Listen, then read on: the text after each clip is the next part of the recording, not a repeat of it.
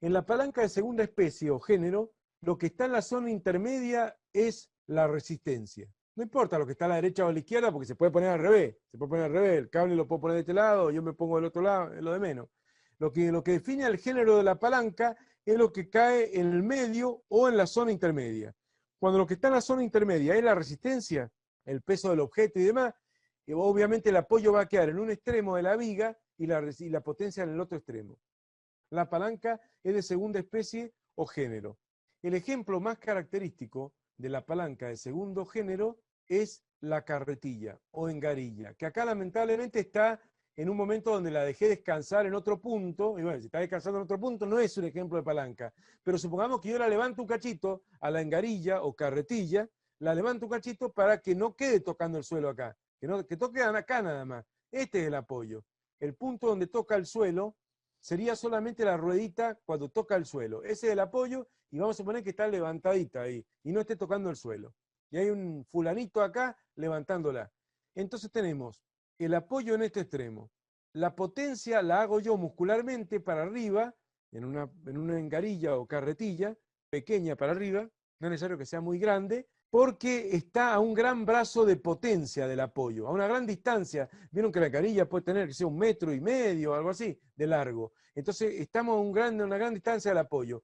En cambio, la carga acá, que puede ser muy pesada, está muy cerca porque el brazo de la resistencia es menor. Y no es así, porque ese dibujo es simplemente explicativo. En la realidad, la caja está por acá, y prácticamente está encima de la rueda. Si te descuidas, está encima de la rueda. Vean una engarilla real y van a ver. O sea, está muy pequeño el brazo de la resistencia de la engarilla. La ruedita está casi abajo de la caja.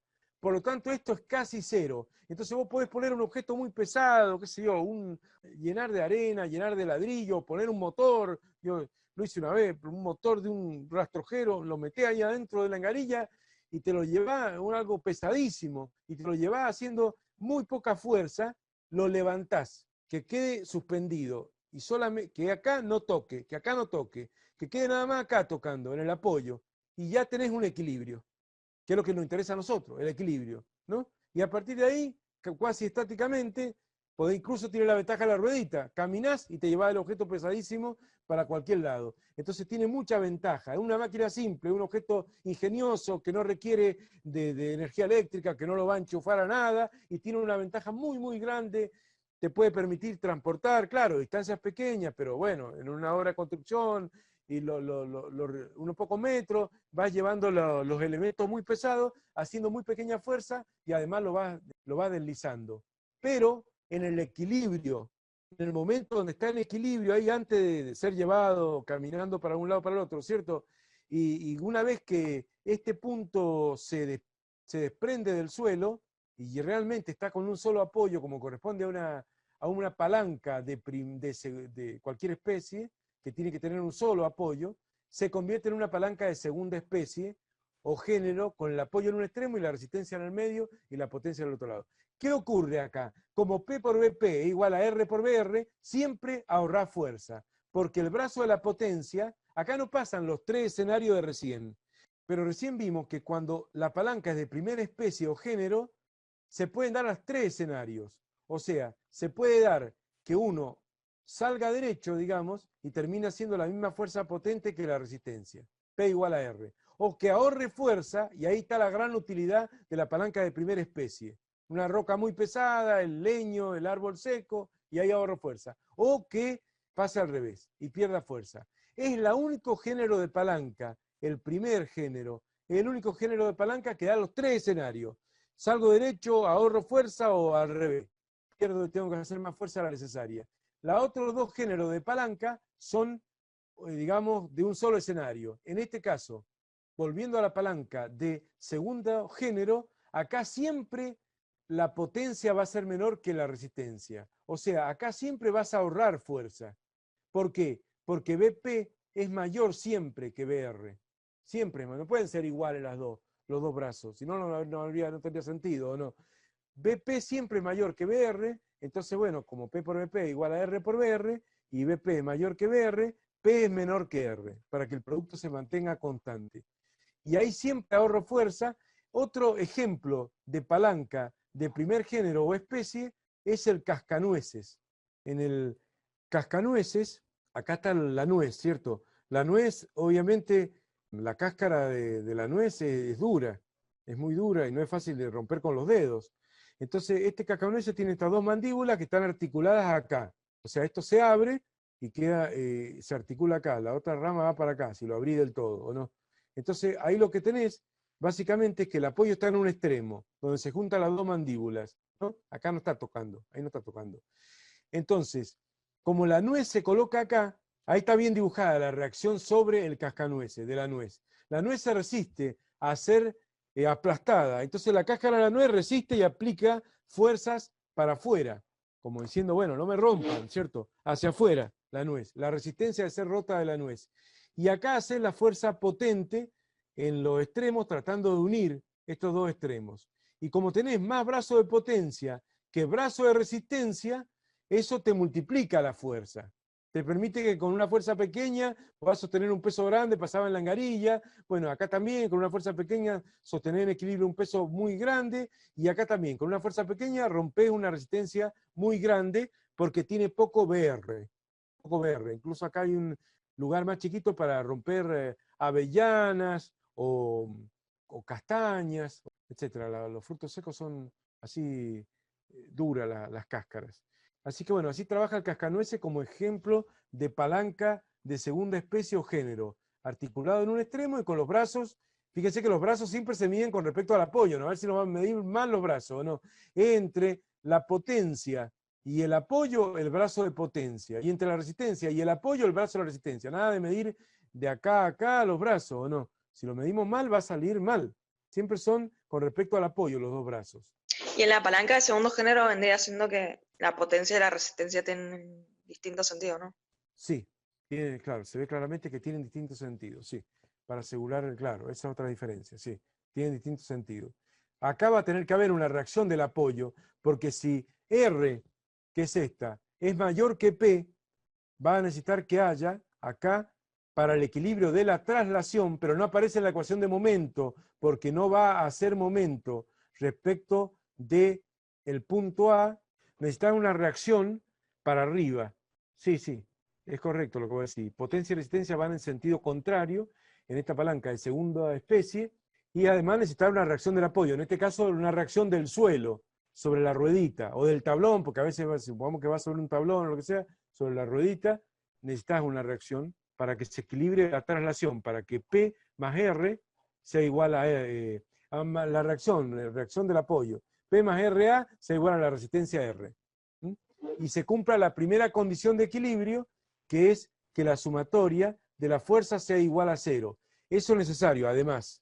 También pasaba en la palanca de primera especie, y con más razón, porque en la palanca de primera especie necesitabas que se equilibraran los dos, tanto P y R. O sea, la reacción era la suma del peso más la resistencia, en el sub y baja. Tenía que ser el doble, o más grande Claro, todavía. en este caso poner la reacción del apoyo vendría siendo mayor que la potencia, ¿no? Para que sea útil la palanca. Claro, claro, claro, sí, para que sea útil, sí.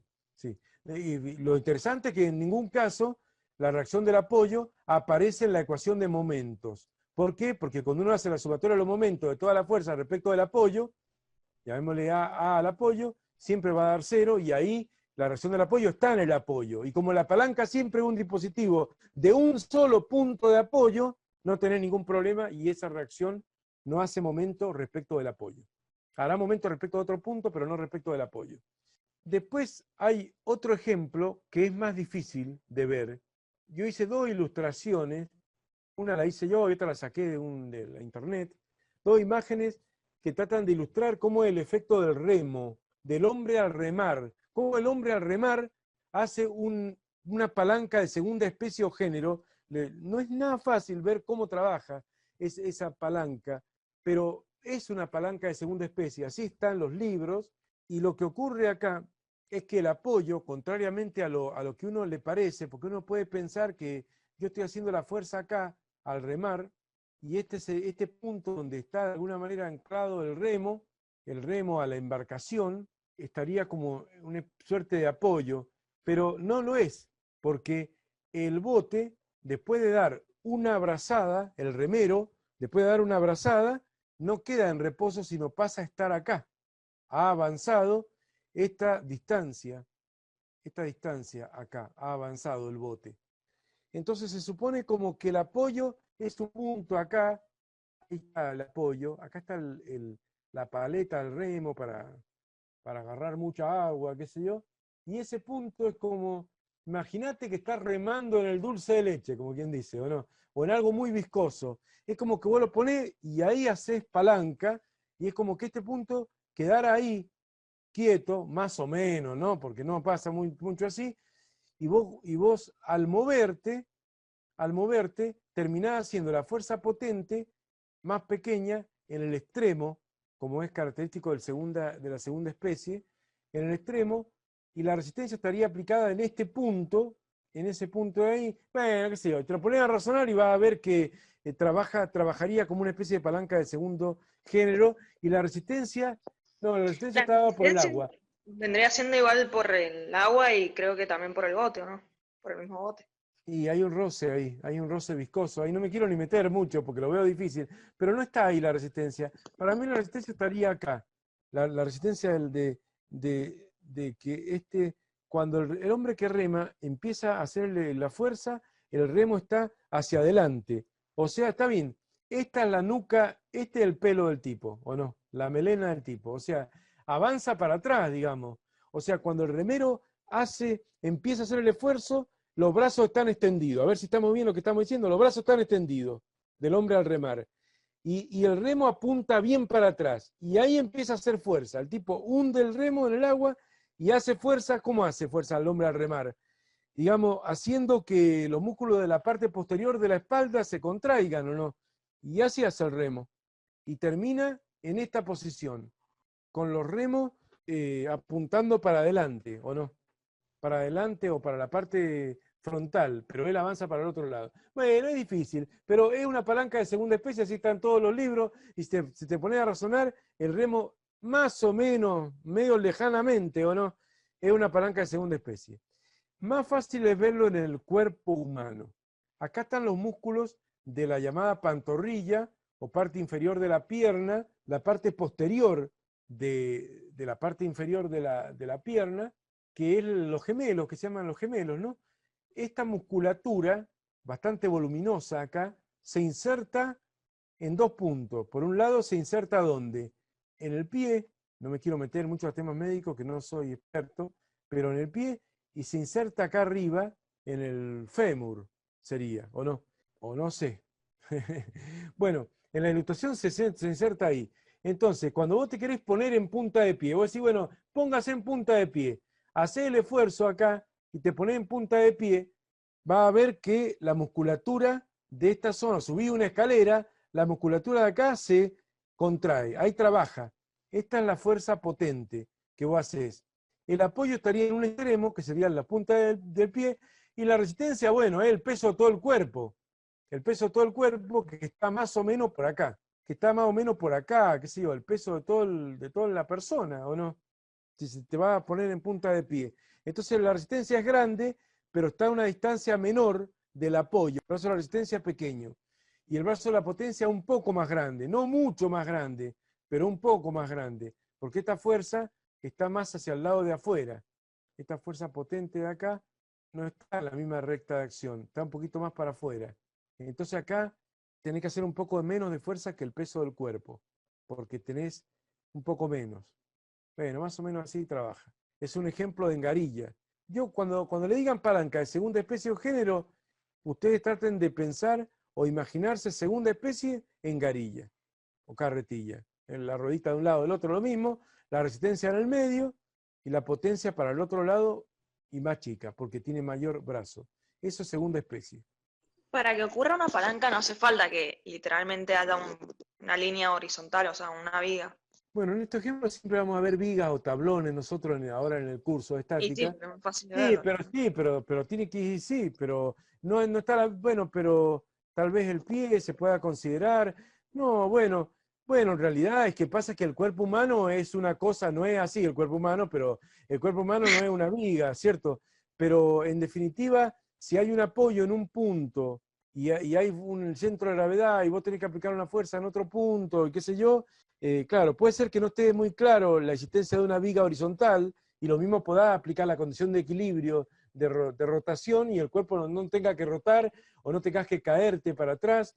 Sí, claro, no es obligatorio que haya una viga, pero en la estática van a haber vigas.